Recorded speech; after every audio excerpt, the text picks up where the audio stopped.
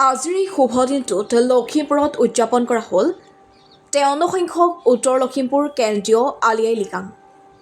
অসমৰ ভূমিপুত্ৰ মিচিং সমাজৰ পৰম্পৰা আৰু সংস্কৃতিৰ এক অনন্য উৎসৱ আলি আই লৃগাং।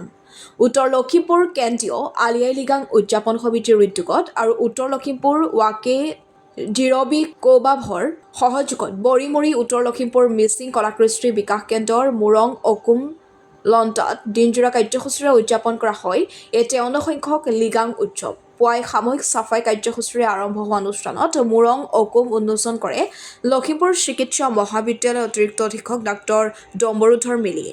পৰৱৰ্তী সময়ত অনুষ্ঠিত হয় বৃক্ষৰোপণ কাৰ্যসূচী আৰু পৰম্পৰাগত খাদ্য বিপণী উন্মোচন। ইয়াৰ লগতে অনুষ্ঠিত হয় লিগগত পৰ্ব, য'ত পৰম্পৰাগত নৃত্য আৰু সংগীতে উৎসৱক অধিক আনন্দময় কৰি তোলে। মিচিং আগম কৈবাঙৰ প্ৰাক্তন উপসভাপতি মিগাং কুবিন নৰহে আঁত ধৰা এই অনুষ্ঠানত লিগগত পৰিৱেশন কৰে মিগাং দেৱানন্দ মিলি আৰু মিমৈ বিনাপানী পেগু মিলিয়ে।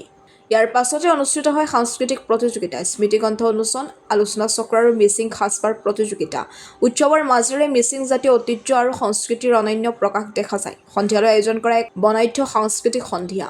এই অনুষ্ঠানত গীত পৰিৱেশন কৰে জনপ্ৰিয় কণ্ঠশিল্পী দেৱ তৌহিদ অঞ্জলি দলে, যিয়ে গীতৰ শৰেৰে উৎসৱক অধিক মন্ত্ৰমুগ্ধ কৰি তোলে।